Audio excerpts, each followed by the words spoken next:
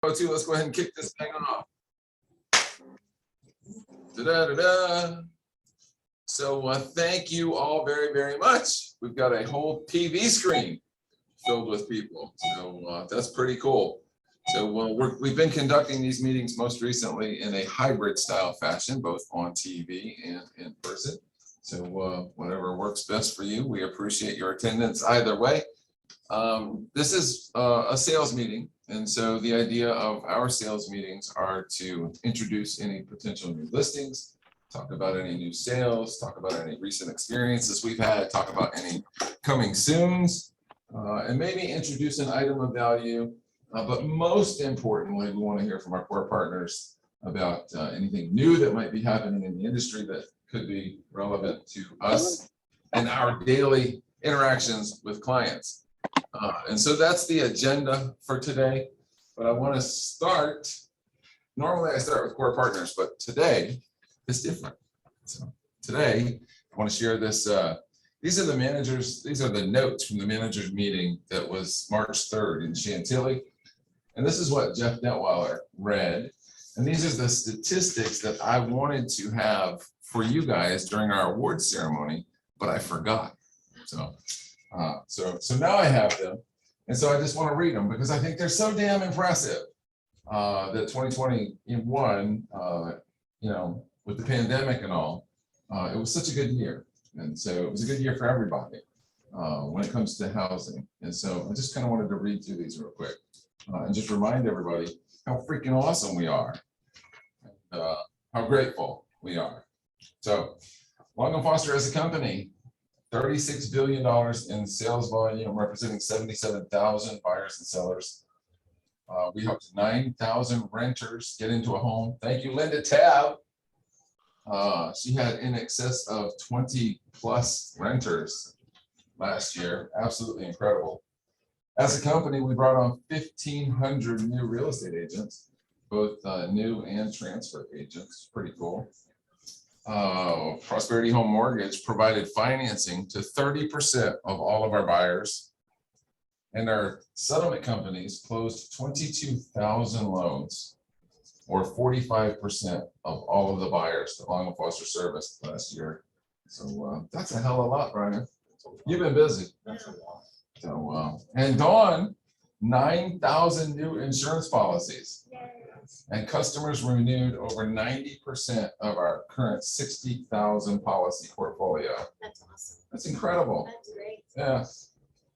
Our website traffic surpassed 12 million unique visitors and generated 97,000 leads for agents last year. Staggering. If you're not taking advantage of your website, you should be. If you don't know how to do it, figure it out. Ask somebody. We'll help you. Ask Stacia. Ask Stacia. So, every one of our companies was profitable and delivered an excellent return last year. In addition, we helped customers at a record-setting pace in vacation rentals. We supported 4,000 landlords in managing their properties. So property management, that's pretty cool. Long & Foster also stood up a brand new home inspection company based on leading technology and offering the first homeowners manual in the industry. So we'll be hearing more and more about this new Insights home inspection company owned by Long & Foster. They also purchased a moving company and they renamed it Tailored Move, so that Long & Foster now has a moving and storage company that can move you across the street or across the world. Pretty cool. I'm sure we'll hear more and more about that. So our new business of home inspection and moving fit perfectly into our all-inclusive model and allows us to support our customers with even more of the products and services they need. Our existing business continually contributes financially to our overall enterprise, and we are committed to always improving our communication between all of our companies. That was it. Pretty cool. Yeah, good So, job, everybody. Yeah. Go L&F. So that being said, we'll turn things over to our core partners at this point, and then I've got something to share with you after the fact. So what do you got, Dawn? I'm gonna stand up just so I can see everybody. So hey, everybody, good to see everybody on the screen and in person. And I just wanted to talk to you. I've had a lot of questions lately about homeowners insurance versus home warranties and what the differences are and what they cover. So I figured I'd just take a second to point out those differences because sometimes it can be confusing for you or your clients, and we do offer both. So to keep coverages straight, think, is it damage to the dwelling itself, or is it a mechanical failure of the home systems? So for example, if there is say a tree falls on the house, damages the roof, or a lightning strikes, that's going to be homeowner's insurance claim. If it is a breakdown of one of the systems, and think of PEACH, the acronym PEACH, plumbing, electrical, appliances, cooling, and heating, that's your home warranty. So if say the refrigerator breaks down, the HVAC doesn't work, or the dishwasher leaks, then that would be a call to the home warranty company. So a quick recap, if it's the home that's damaged, lightning strikes, tree falls on the roof, that is homeowner's insurance. If it's home warranty, that would be the mechanical systems, plumbing, electrical, appliances, cooling, and heating. So remember your acronym PEACH. Yes, PEACH. Now there are some instances where both will come into play. So for example, say the dishwasher breaks and leaks water onto the kitchen floor, damages the floor. The breakdown of the dishwasher, which is the A in appliance in PEACH, that is a home warranty claim. The damage to the floor itself, that's homeowner's insurance. Okay, makes sense? Yeah. The good thing about the cinch warranty too, this is kind of a side note, is they have an option, or actually a feature, to where if you do have to file a homeowner's insurance claim, they will reimburse you up to $1,000 for that deductible. So you file a homeowner's insurance claim, you get the paperwork, you submit it to cinch, the home warranty company, they're going to reimburse you for your deductible. So that's kind of a win-win. Okay. In the event of a homeowner's insurance claim, if it's a covered loss, generally you call your homeowner's insurance, they provide the funds to have the repairs done. So basically the homeowner is responsible for calling the contractor and seeing that the work is done. For a home warranty claim, you're going to call the claim company, you call the warranty company that wants you to pay your deductible. They are going to dispatch a technician to come out, diagnose the cause of the loss, and then repair or replace the unit in question. So that's kind of the differences between the two. And I know maybe it's confusing, but for the warranty, remember PEACH, your plumbing, electrical, appliances, heating, that's home warranty. The home itself gets damaged, that's homeowner's insurance. And again, if you guys have any questions, just call me, because I can help with both homeowner's insurance and home warranty. Well, that makes sense. Anybody have any questions? I like it.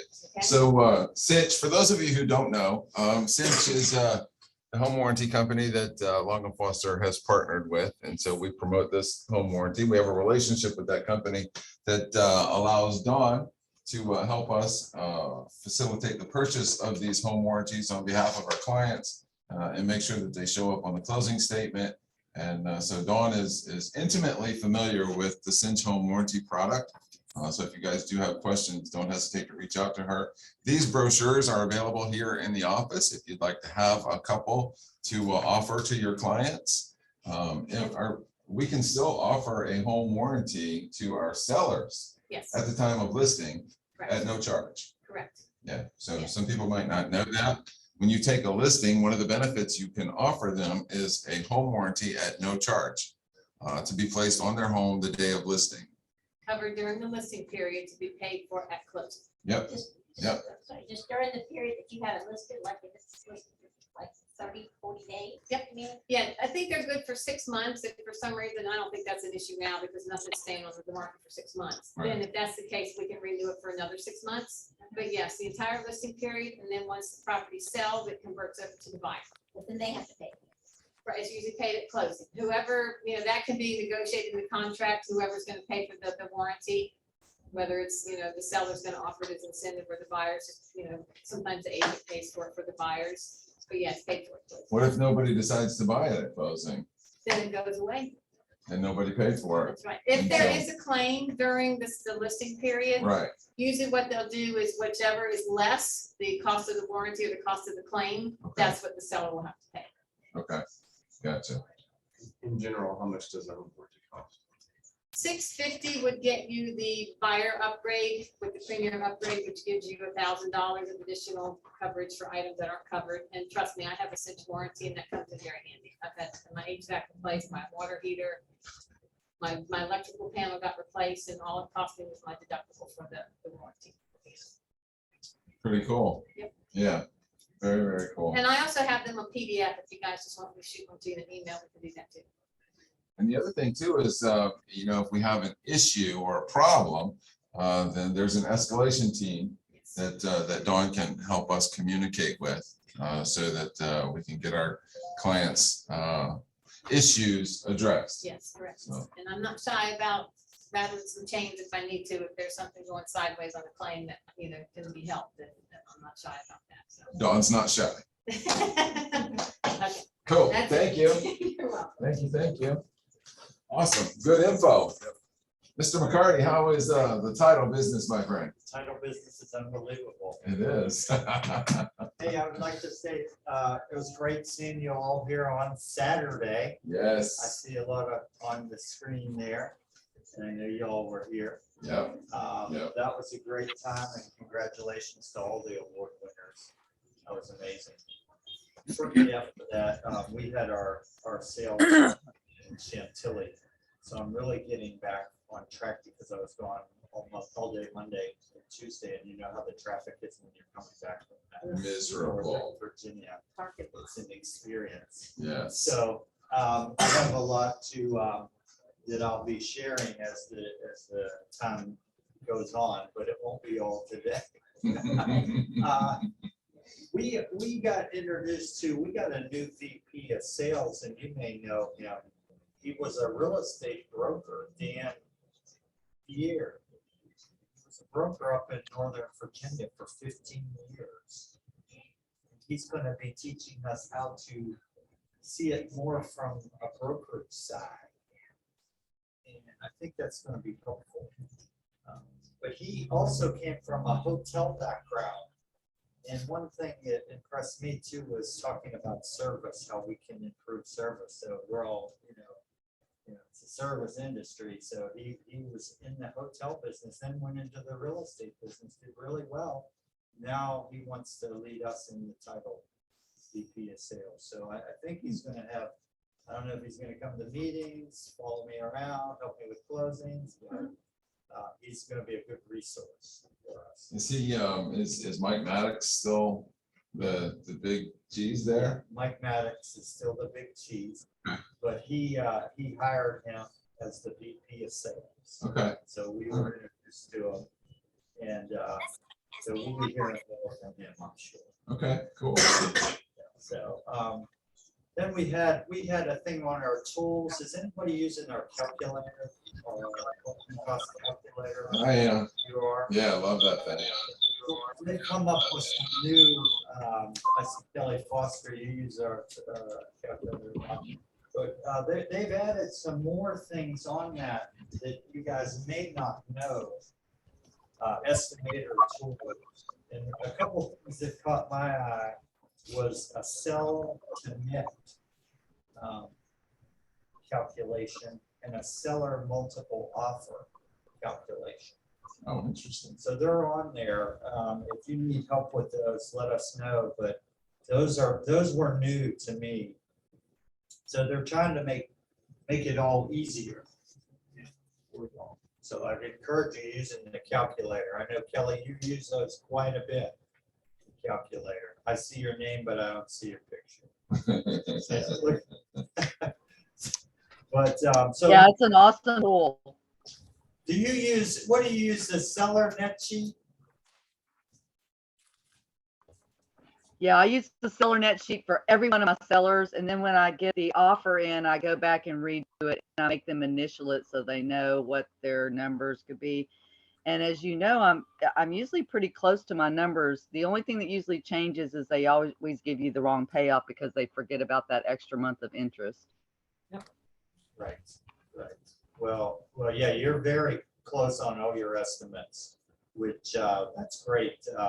Great tool to have. I think that one you were like $20 off, which is amazing. So I encourage you to use those. You can show your client a HUD or a CD, PDF. It comes out, it's real impressive. So there'll be more things added on there, but that caught my, they also have a rent first buy on there too. So different things coming our way. This month, I didn't bring the paydays. I hadn't got time to go to the store, but so far this month, we're looking at Eden, Kelly Foster, LaChamel, and Jason this morning at 8 a.m. in the Smithfield office. 8 a.m. So we'll bring your paydays the next meeting. Capture, I don't have the final numbers yet from February. Yeah. So, but, you know, hopefully we can get back up there and beat Williamsburg this year, That's right. you know, That's the because goal. at that awards meeting, it seemed like I was hearing a lot of Williamsburg. Yeah. Williamsburg. Well, this year, we're gonna hear a lot of Suffolk, Smithfield, Suffolk, Smithfield, That's right. you know. That's right. That's the goal. That's the goal. But I appreciate everybody's support. And love to do some more closing. I know So- Shane has a closing coming up and Eden another one. And so How do we access that calculator? the calculator, if you go to the website, sagetitlegroup.com, Mhm. go on there and you'll see the calculator. You just click on there and then it should let you write in. If you've never been on, you've got to sign up. Mhm. And then you can put it on your phone, like I have it on my phone. I'm Yeah. sure you use yours on your Yeah. phone. But it's a great tool. So you go right, sagetitlegroup.com. Boom. You also see your client can send earnest money on Mhm. that website That's right. or through Zaka. So two choices there. So the website's working great. I love the closing cost estimate net sheet, or the seller's net sheet, or buyer's closing cost estimate. So you can go to that website, you click on calculators. I'm interested to check out the new ones that you're telling me Yeah. about. I haven't seen those Yeah. yet, so that would be really helpful too, I think. So that's very cool, and it makes it really easy because it does all the math for you. You just kind of plug in the sale price and the expenses. It calculates the taxes and all that stuff. Really, really good. Depending on the county or the city that the property is located in. So, And it's all free, so. yeah. But we Cool. thank you, you know, each and every one of you. And look forward to doing some more closings. Many more closings. Yes. Thanks, Brian. Thank Appreciate it, man. Very good. Any questions, concerns, or comments for Brian?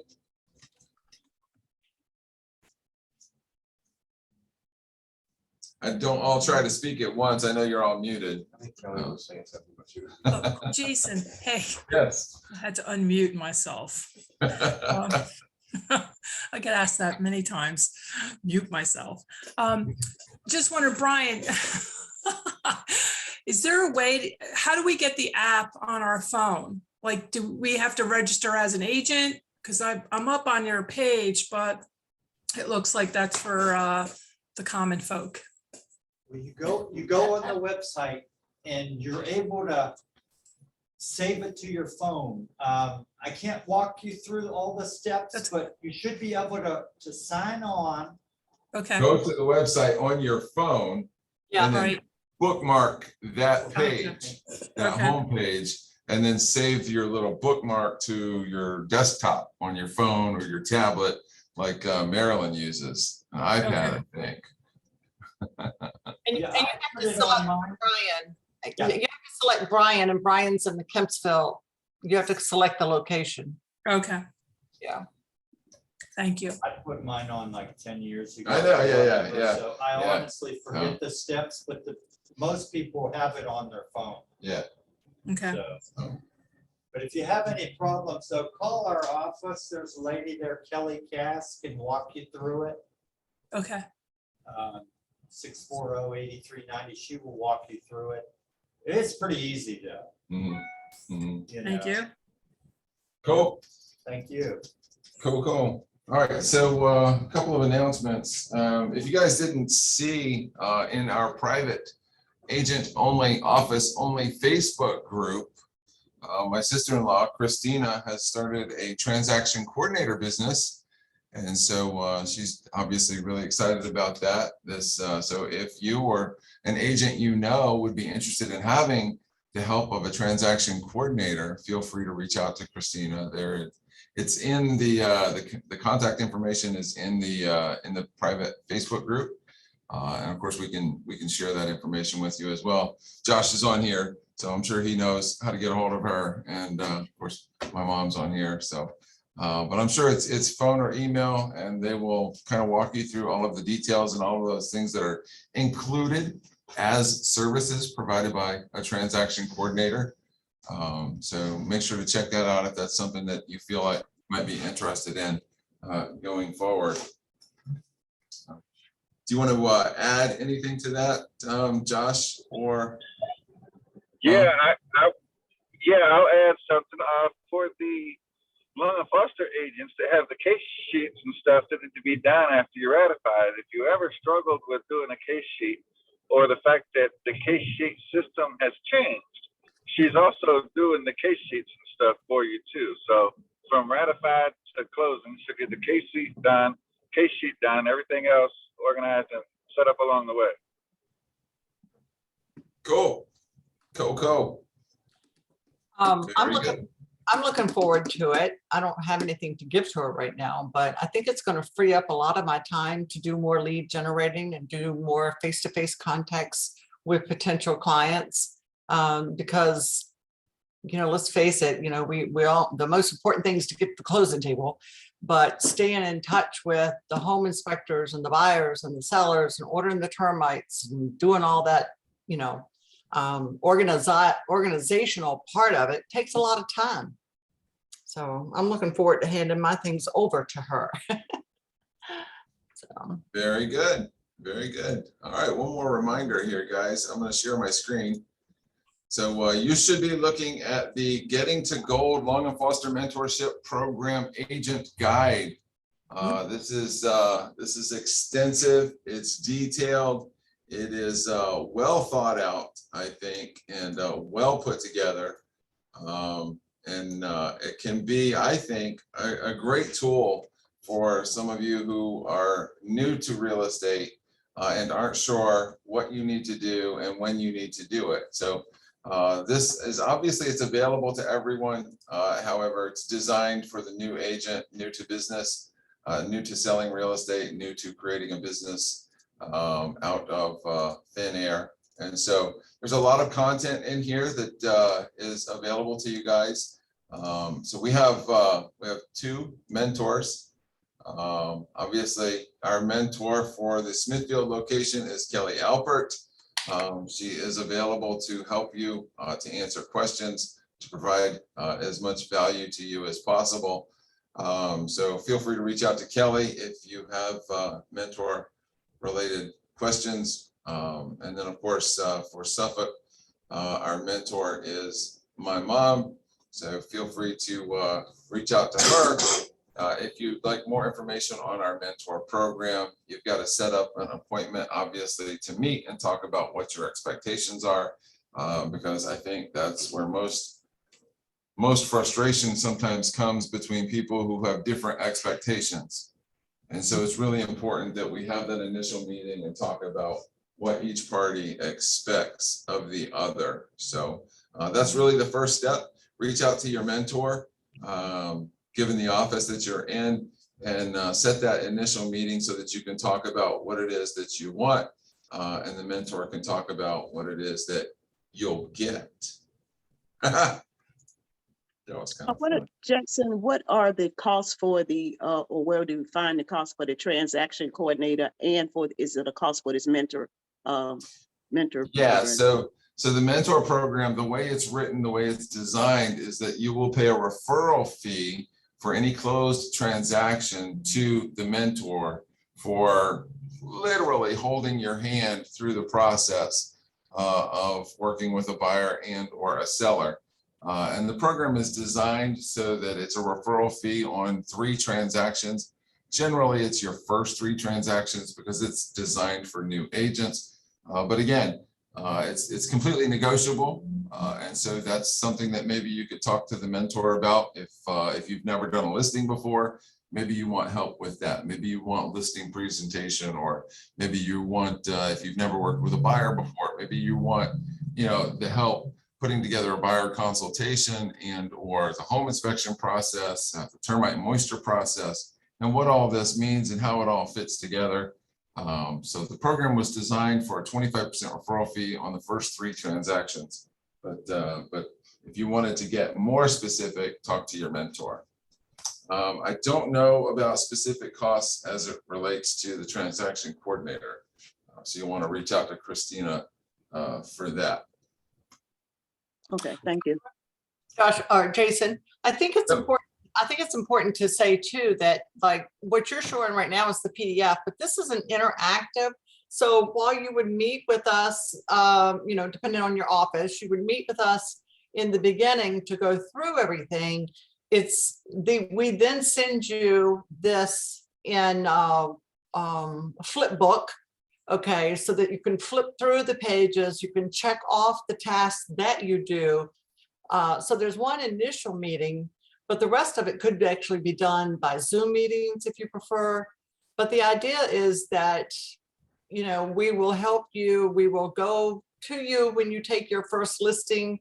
We will go with you to show your first buyer, or you can shadow us at a listing appointment or at a buyer consultation.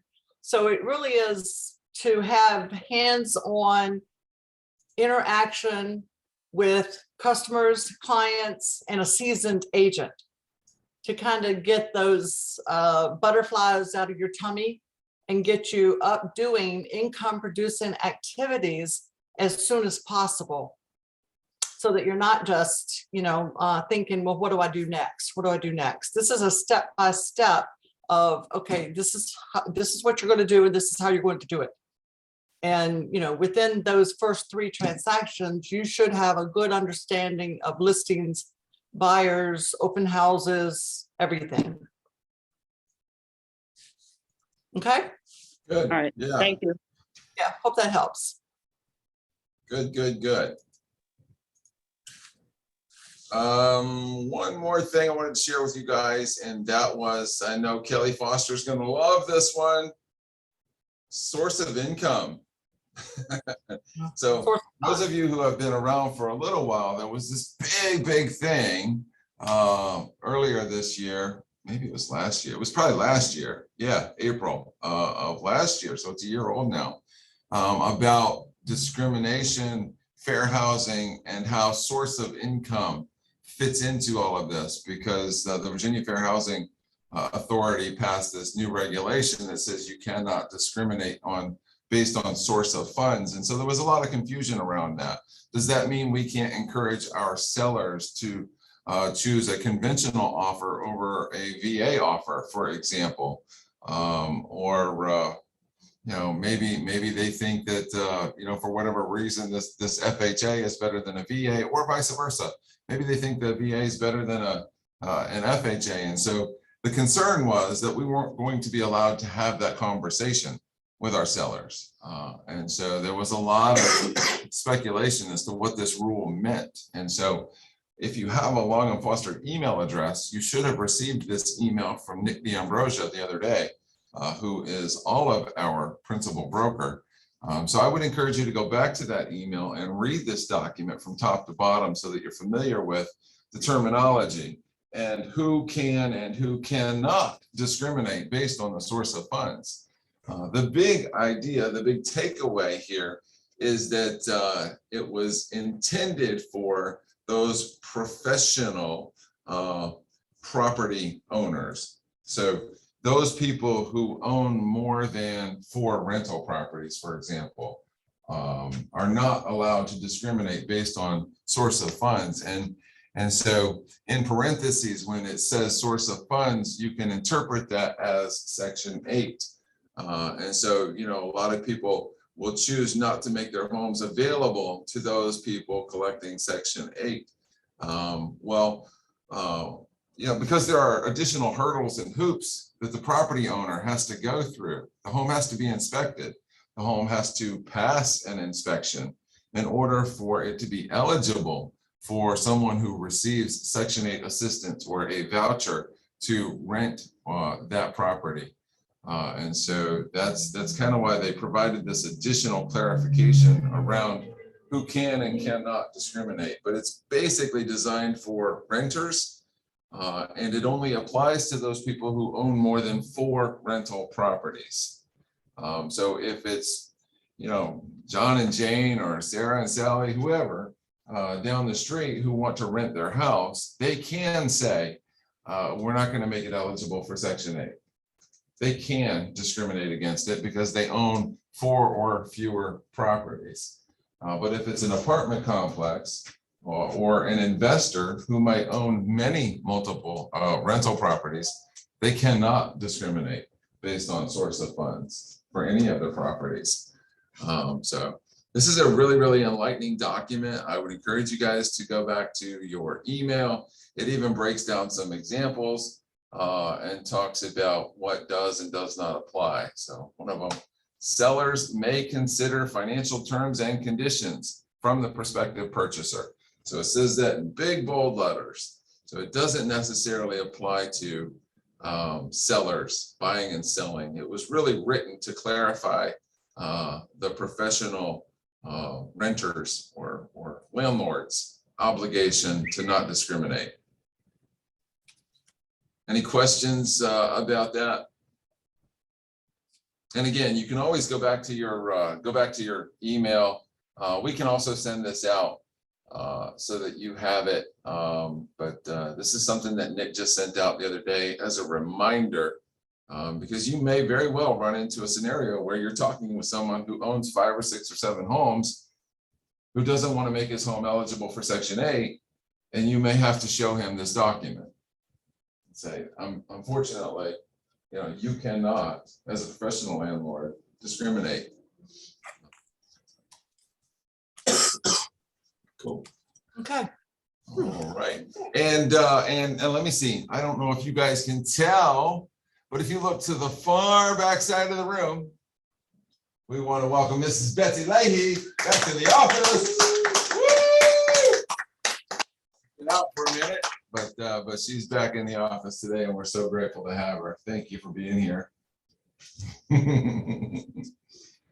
All right. Anybody say something? Questions, comments, concerns? How'd we do? 35 minutes, not too bad. So I'll let you guys go. Thank you, wherever you are. Thank you. Thank you. Have a good Bye. day. Good day. Bye. Have a Good good night, day. everybody. Bye-bye. See you, Stacia.